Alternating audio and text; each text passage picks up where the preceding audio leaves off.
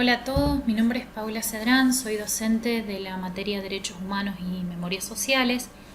En nombre del equipo de mis compañeras y compañeros quiero darles la bienvenida a la modalidad no presencial de cursado de la asignatura para el año académico 2020.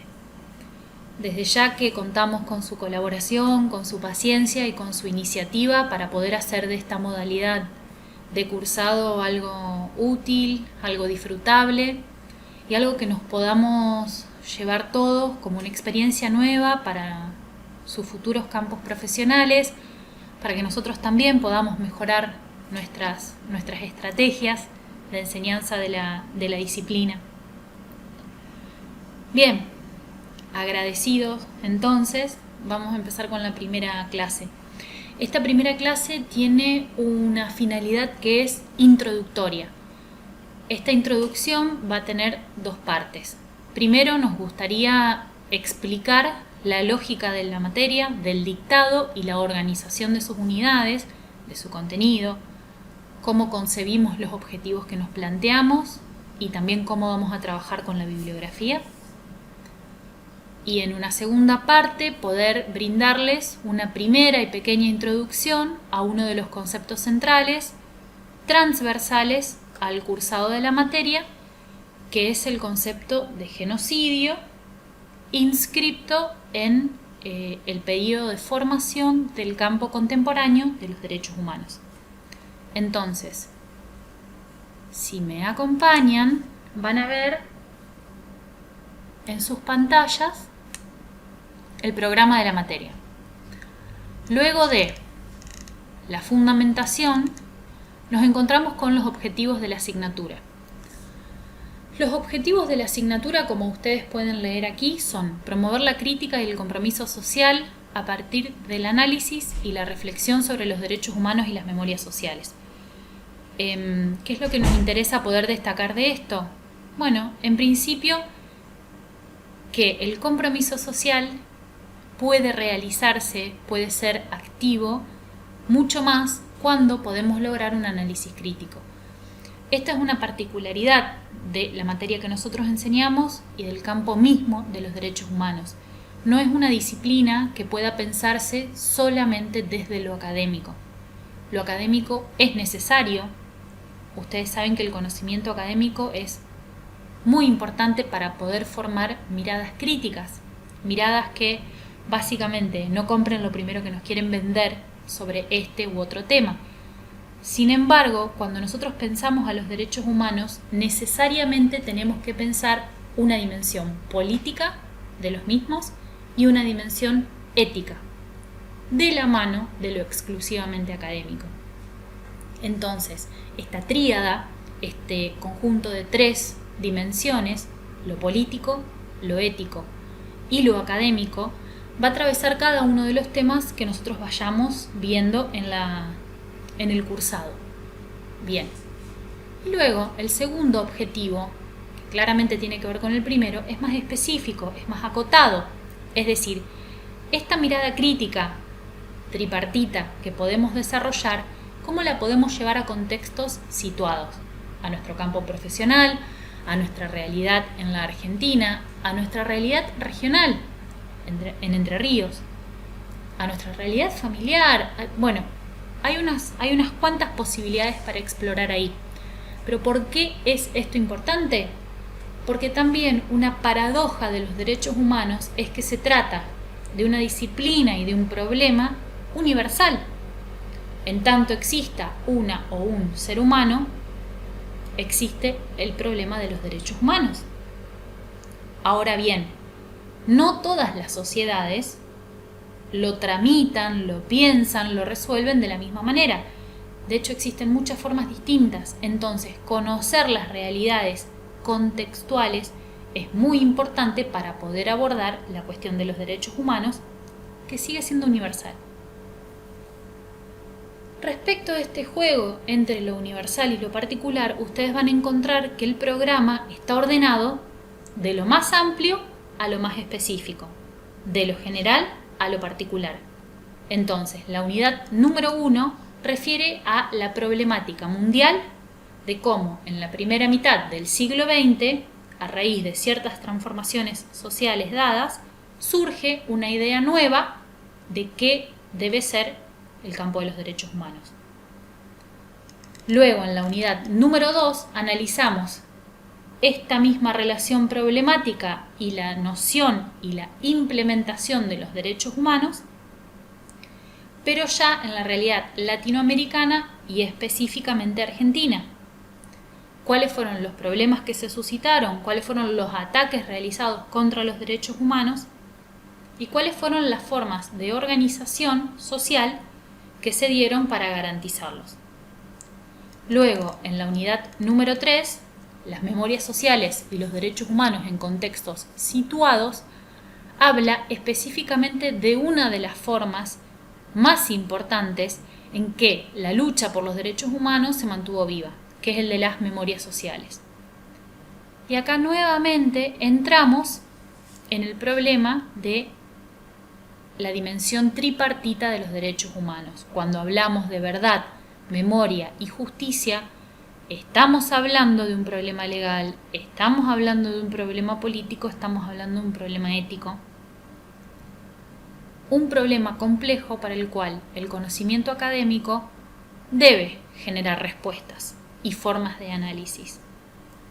A su vez, en esta unidad, topamos con otro problema que es el de las identidades invisibilizadas.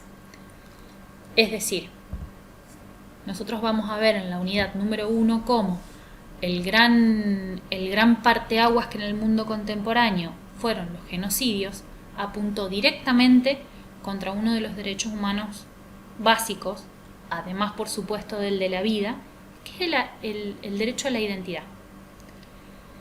Los genocidios, la aniquilación de parte de una población, apuntaba directamente a anular la identidad de las víctimas. En la unidad número 3 retomamos el problema de las formas en cómo se anulan identidades que no son convenientes, que no son hegemónicas, que por algo no corresponden con las estructuras de poder. Y los dos casos que vemos para la realidad argentina, para todo el desarrollo de la historia argentina, son el de los pueblos originarios y el de los afrodescendientes y afroargentinos. ¿Por qué? Porque estos dos casos nos permiten indagar en cómo las políticas de aniquilamiento, esto va a ser muy claro para los pueblos originarios, se complementan con otras formas que a lo mejor nos parecen no tan terribles de invisibilización y visibilización. Esto lo vamos a ver fundamentalmente en el caso de los afrodescendientes y afroargentinos. Es decir, cómo la reproducción de ciertas narrativas, les damos un ejemplo, los argentinos somos todos hijos de los que se bajaron de los barcos. Nosotros somos una nación de inmigrantes.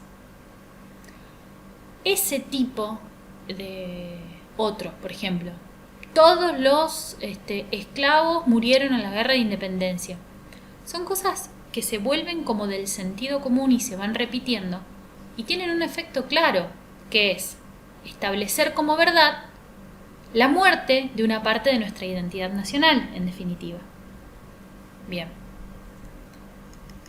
Finalmente, la última unidad, la unidad 4, los derechos humanos y la formación profesional, tiene dos partes que van a ser más o menos acentuadas de acuerdo a la carrera a la que ustedes pertenezcan. En el caso de las formaciones docentes, el punto 3 es el que vamos a profundizar mayormente. El enfoque de los derechos humanos en el campo educativo. Cómo los procesos de visibilización e invisibilización juegan en el campo educativo. Eso en contextos de encierro, en contextos del sistema educativo formal, y ahí también vamos a detenernos en el concepto de genocidio cultural, que lamentablemente en nuestra historia argentina ha dejado una huella muy profunda. Bien. Entonces les decía, vamos de lo general, es decir, el campo de los derechos humanos en el mundo contemporáneo, pasamos por Latinoamérica, la realidad argentina, las distintas manifestaciones de esta problemática en nuestro país y luego al contexto más acotado de la formación profesional. La última consideración que queríamos hacer en el programa es cómo nos manejamos con la bibliografía. Ustedes van a ver que cada unidad cuenta con bibliografía obligatoria y luego bibliografía complementaria. Va de suyo que la bibliografía obligatoria es aquella que debemos leer para el cursado, para la realización de las tareas que van a ser propuestas y desde ya para la evaluación final. A su vez, como acá se ve, cada unidad tiene un cuerpo de textos ampliatorios. Lo que nosotros les sugerimos, los animamos a hacer, es que más allá de cumplir con la lectura obligatoria, se animen, estén dispuestos a probar de leer la bibliografía complementaria. Se los decimos porque es algo que en definitiva enriquece muchísimo el cursado de la materia. Muchísimo. Además surgen aquí nuevas preguntas, surgen diálogos entre los autores que están en la bibliografía complementaria y aquellos y aquellas que están en la obligatoria. Realmente van a notar una diferencia. Si ustedes pueden hacerse el tiempo, es algo que les recomendamos fuertemente. Otra consideración es que todos los textos que forman parte de la bibliografía obligatoria están a su disposición en la plataforma. Algunos de la complementaria también, pero no todos. Entonces, llegado el caso, quien desee acceder a esos textos nos lo pide, se los enviamos sin ningún tipo de problema. Bien, esto respecto de la organización del programa.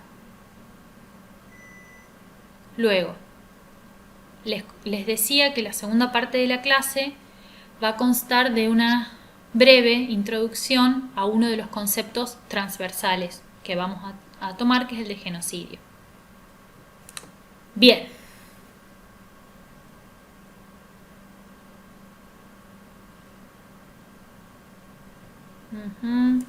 Aquí.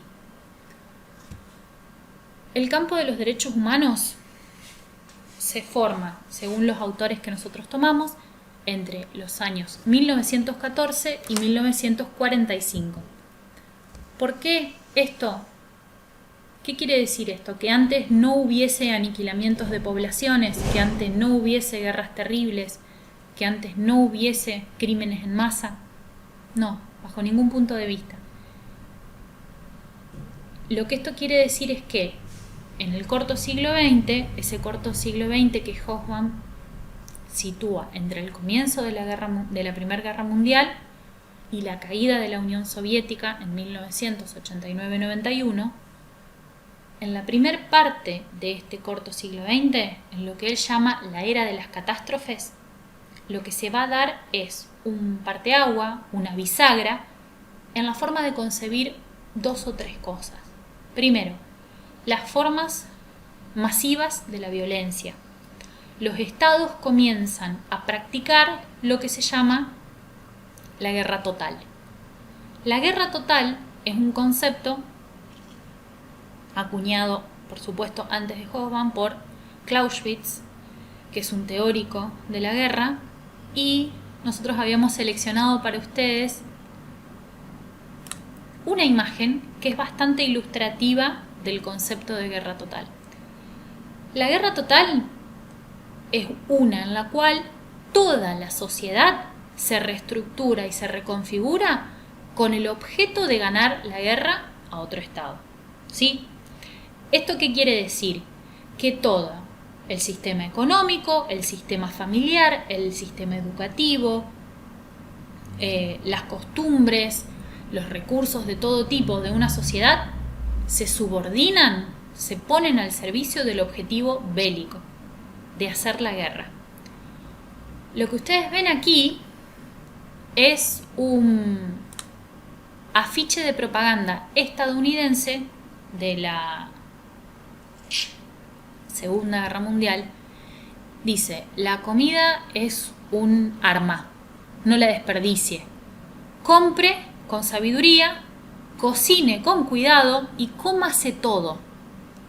Siga al Programa Nacional de Nutrición de la Guerra, de tiempos de guerra. ¿Esto qué quiere decir? Toda la sociedad tenía que consumir de una forma tal de maximizar los recursos porque tenían que ir a la industria bélica. ¿Por qué nos importa eso? Porque si toda una sociedad se pone al servicio de la guerra, esto quiere decir que las prioridades... miren. Esto es un paréntesis que nos gustaría hacer.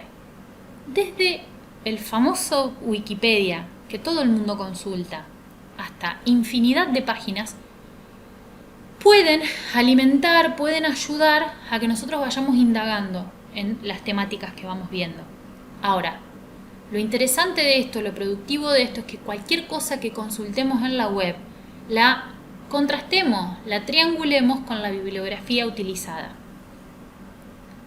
Si yo voy y leo en una página de internet X cosa, no tengo forma de saber que lo que yo estoy leyendo es algo apropiado, se encuentra actualizado de acuerdo al conocimiento del campo. No tengo forma, ¿sí?, de saber si es una paparruchada, si es una mala información o si es efectivamente un material que sirve. Entonces, todo lo que nosotros recojamos en la web lo contrastamos con la bibliografía. Bien, no lo descartemos, siempre sirve. Todas las preguntas suman, pero hecho de manera crítica.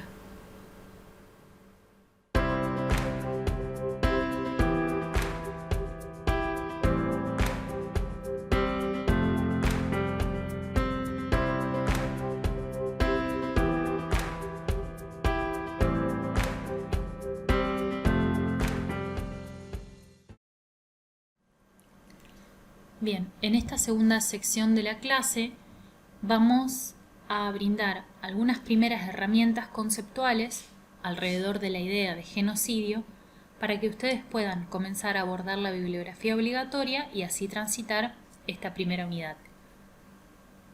Les comentábamos que en la primera mitad del siglo XX lo que Eric Hobsbawm y luego Susana Bianchi va a retomar llaman la era de las catástrofes del corto siglo XX, es decir, un periodo que comienza con una catástrofe, que es la Primera Guerra Mundial, y se cierra, o se considera terminado, con otra catástrofe, que es la Segunda Guerra Mundial. Este periodo, que va entre 1914 y 1945, contiene dos mecanismos y procesos sociales de aniquilación: el genocidio armenio en el contexto de la Primera Guerra Mundial y el genocidio perpetrado por el Estado nazi en el contexto de la Segunda Guerra Mundial, que provocaron transformaciones que son necesarias para explicar el surgimiento de la idea contemporánea de derechos humanos. ¿Por qué? En primer lugar, porque se trata de estados nacionales que, bajo la idea de la guerra total, esto está explicado en los textos de Susana Bianchi y en los textos de Eric Hobsbawm, bajo la idea de la guerra total, es decir, de una sociedad que se reconfigura completamente y se subordina al objetivo bélico, al objetivo de hacer y ganar la guerra. Bajo esa premisa, estos estados vuelven la violencia sobre su propia población, sobre una parte de su población que previamente han definido como el otro social, como un grupo negativo, como un grupo que ya no debe pertenecer a esa sociedad. Entonces, el genocidio armenio y el genocidio judío no solo pueden ser comparados, sino que deben ser comparados para entender la racionalidad capitalista y el exterminio planificado. ¿Qué es lo que en este momento nos importa a nosotros? La dimensión que compete a la palabra genocidio. Los estados, decíamos, vuelven la violencia, si me acompañan, sobre sus propias poblaciones. Esto hace que el genocidio, que sería el exterminio premeditado, planificado y ejecutado de una parte de la población nacional para obtener transformaciones sociales mediante la anulación de las identidades de las víctimas y la imposición de la identidad del dominante, se puede tomar al genocidio como un medio que utilizaron los estados para transformar la sociedad. Y también se puede analizar los genocidios como procesos anuladores de identidades. Si yo suprimo la identidad de una parte de la población, lo que estoy provocando es generar un nuevo orden social. Es decir, si yo anulo una parte de lo que es una nación, por ejemplo la Argentina, esto lo vamos a ver en la unidad 3. Si yo saco de quienes componen la identidad nacional a los integrantes de los pueblos originarios y a los afrodescendientes, estoy obteniendo una imagen de la identidad nacional blanqueada. Somos todos descendientes de europeos, por ejemplo. Entonces, esa es la finalidad del genocidio, la aniquilación material y simbólica de una parte de la población para transformar la sociedad. Los genocidios armenio y judío constaron de las siguientes características que ustedes están viendo en la pantalla.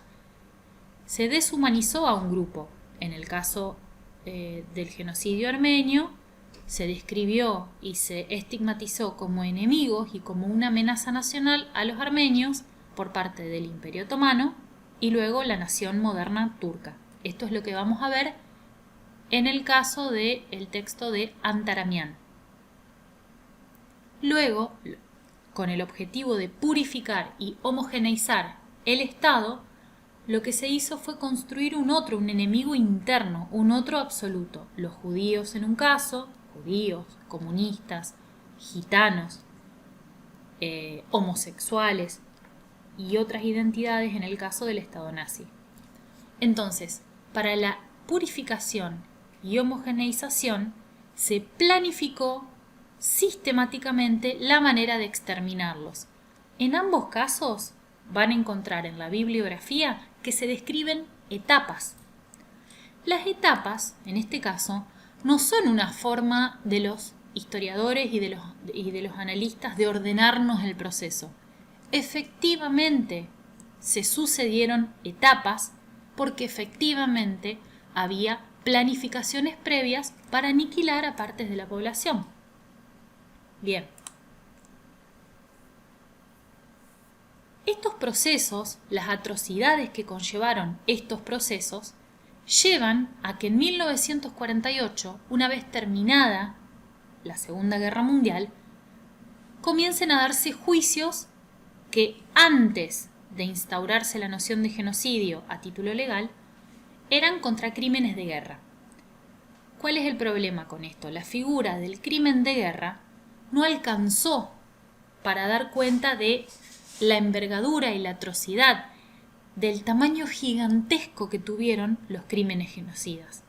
Entonces, Raphael Lemkin, que fue de hecho un sobreviviente de la Shoah, que era un legista de origen polaco y judío, acuñó el término de genocidio y lo propuso, ¿no es cierto?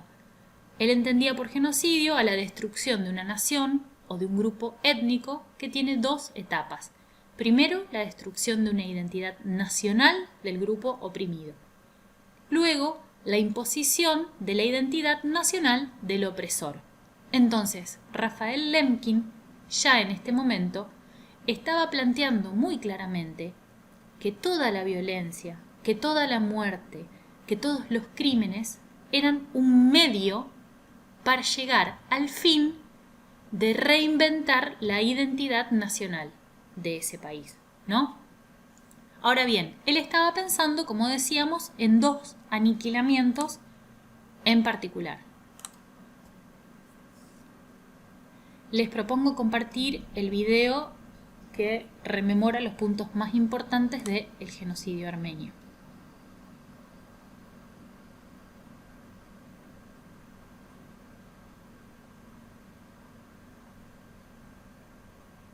El genocidio armenio fue el asesinato sistemático y planificado entre 1915 y 1923 de 1,5 millones de armenios por parte del Imperio Otomano y después por Turquía. La razón fue crear dentro del Imperio Otomano un lugar donde solamente existiese un solo grupo étnico y religioso y sacar a todos los demás, en particular los armenios, que eran una minoría cristiana dentro de ese imperio. Antes del genocidio, los armenios que estaban ahí mayoritariamente eran campesinos. Se dedicaban a distintas tareas, algunos eran orfebres, otros eran carpinteros, otros eran zapateros, pero también había comerciantes y manufactureros y también, personas dedicadas a actividades culturales. Matanza es desde 1915 a 1923, pero el momento más fuerte es los años 15, 16 y 17, donde se dieron las deportaciones de los armenios hacia los desiertos de Siria.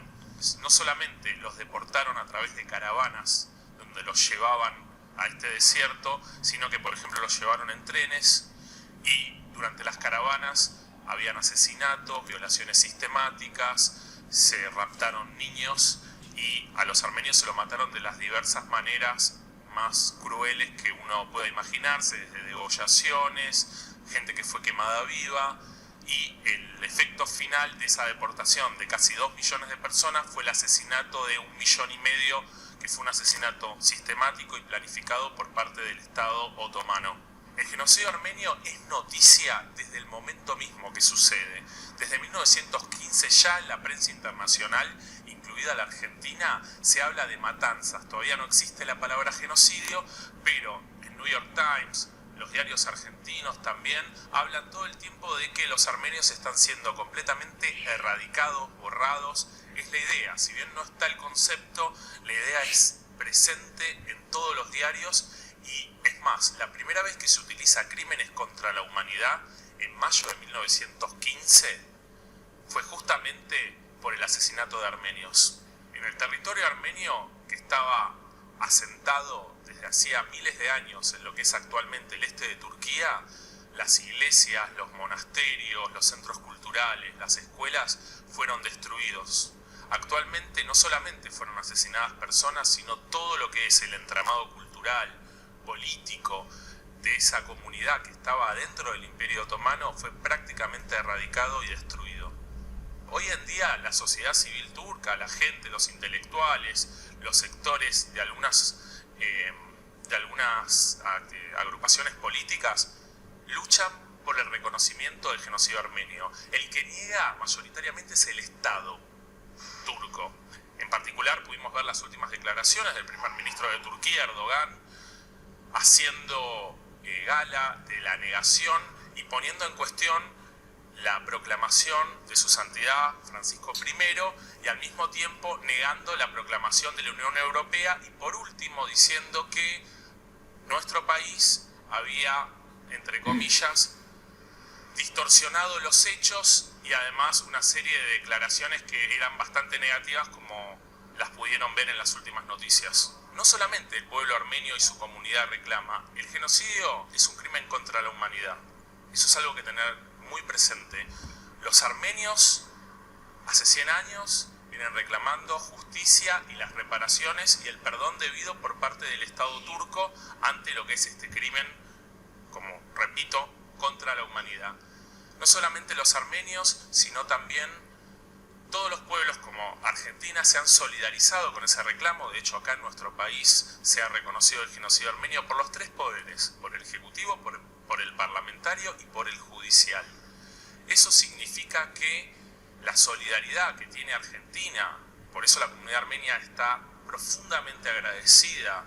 De hecho, mis abuelos llegaron acá al país como huérfanos, refugiados de ese genocidio, y mi abuela decía, yo viví el infierno y viví el paraíso, que es llegar acá a este país que no solamente les abrió sus puertas, sino que les brindó una cuota de justicia.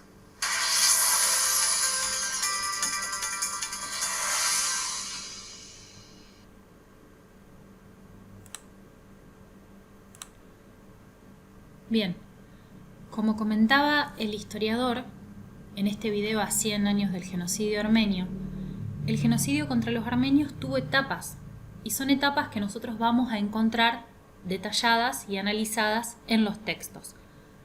Lo que nos interesa que ustedes puedan reconocer es que en un periodo que va desde 1894 hasta la consecución de la Primera Guerra Mundial, 1914-18, se suceden etapas, matanzas de planificación y de ejecución de un genocidio.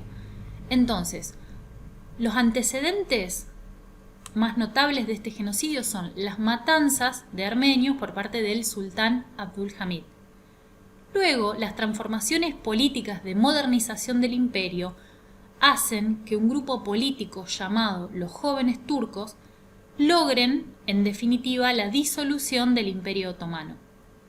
¿Qué sucede con esto? Se da la promesa de una nación moderna, por tanto, una nación en la cual sus ciudadanos sean portadores de derechos. Sin embargo, es esta nación moderna que se está creando la que organiza más pulcramente y lleva a cabo un efectivo genocidio. ¿Dónde está la diferencia entre las matanzas previas y el genocidio? En un factor que es muy importante, que es la planificación, previa por supuesto, y la sistematicidad. Y esto comienza a ordenarse y a llevarse a cabo en el contexto de la Primera Guerra Mundial.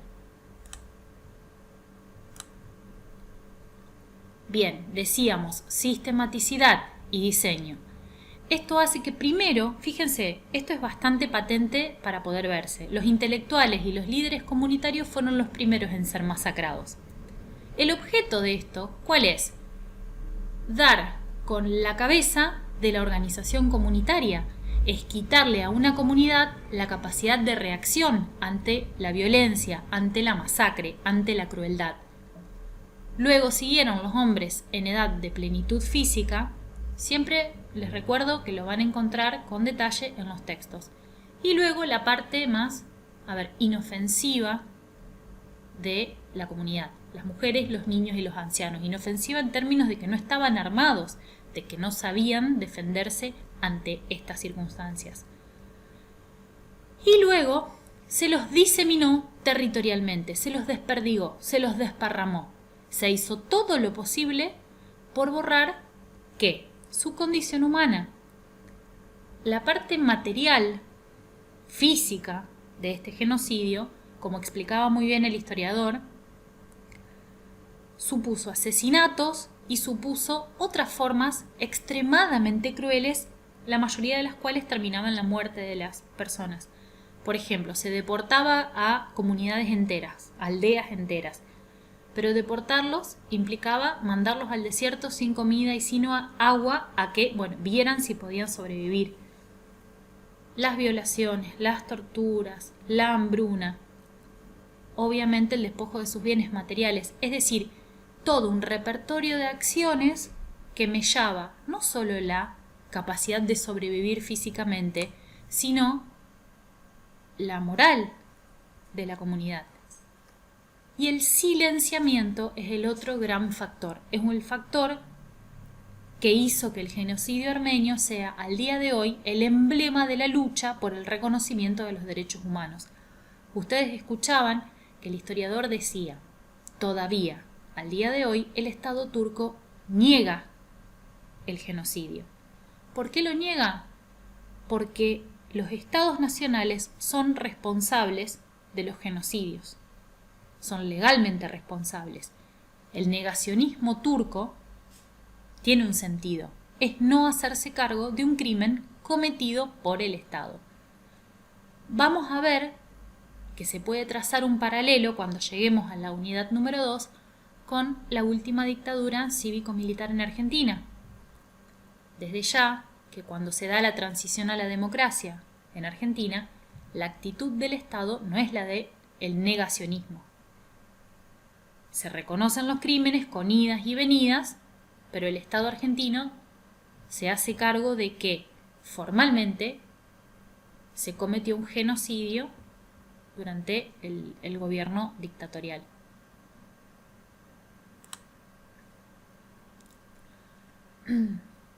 Bien, en los comienzos del siglo XX esto es algo de lo que veníamos charlando, ¿no es cierto? La brutalización de la guerra y de la política, la guerra total, es decir, reestructurar la sociedad con el fin de la guerra y volver la guerra sobre las propias poblaciones civiles de los estados.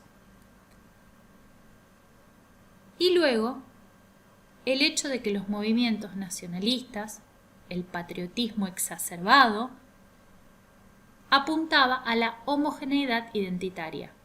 Los estados nacionales y los factores de poder comenzaron a inculcar en su población que las identidades nacionales eran homogéneas, parejitas, que no había diversidad adentro. Si somos blancos, si somos alemanes, si somos franceses, hablamos francés.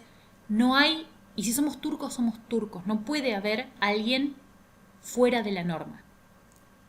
Esta idea hizo que se naturalizase, que fuese más fácil vender luego la idea de que había sectores de la población que podían y debían ser exterminados.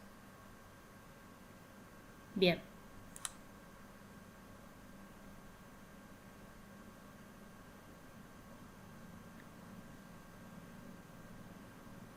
En este video, que yo solamente les presento aquí, lo que van a encontrar es la memoria de testimonios de sobrevivientes del genocidio armenio.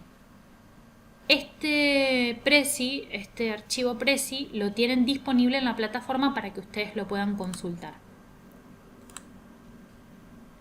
Entonces, para cerrar esta idea del genocidio, nos preguntamos de qué manera participaron los genocidios del siglo XX en la configuración de la noción contemporánea de los derechos humanos. Entonces, lo que les proponemos es que cuando ustedes vayan a consultar, a leer los textos de Eric Hobsbawm, Susana Bianchi, Javier Hermo, Carlos Antaramian, tengan esta pregunta en mente, tengan presente esta pregunta. En 1948, cuando logra instalarse la figura del genocidio, vamos a ver cómo luego esta figura se amplía y se construye una mirada más crítica de la mano de todos los desarrollos latinoamericanos. El gran desafío era el siguiente.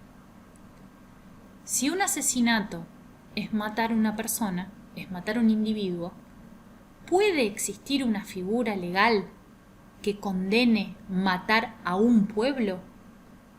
Matar a un pueblo es precisamente lo que significa cometer un genocidio.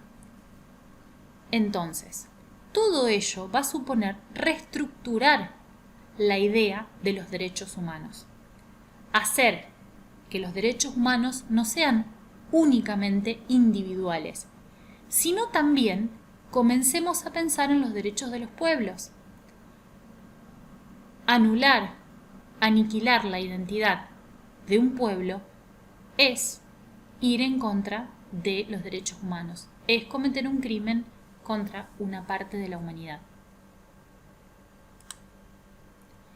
Esta es la discusión que comienza a darse y el genocidio armenio y la Shoah, que veremos más adelante, son los dos puntos nodales, no solamente por el nivel de crueldad y por el gran tamaño de estos aniquilamientos, ¿no es cierto? Estamos hablando de más de 6 millones de personas.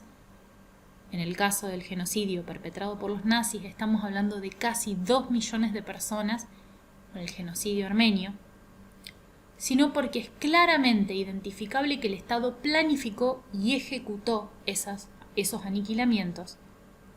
Y también, y esto es algo que no es menor, y con esto nos gustaría terminar esta clase, que la violencia, el nivel de crueldad, el nivel de perversidad de todas las acciones cometidas y un simple rastreo de imágenes online de uno y otro genocidio alcanza para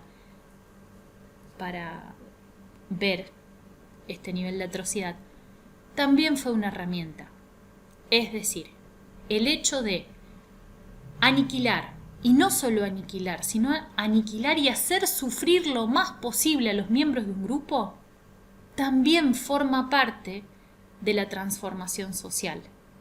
Porque el terror que se genera en quienes sobreviven es tan efectivo como la aniquilación de quienes son asesinados. Este también es un paralelismo que nosotros vamos a encontrar con los mecanismos desplegados por la última dictadura cívico-militar. Bien. Entonces, recapitulando, cuando pensamos el concepto de genocidio, tenemos que pensar su dimensión material y su dimensión simbólica. Se eliminan individuos y grupos enteros para lograr eliminar la identidad de ese grupo.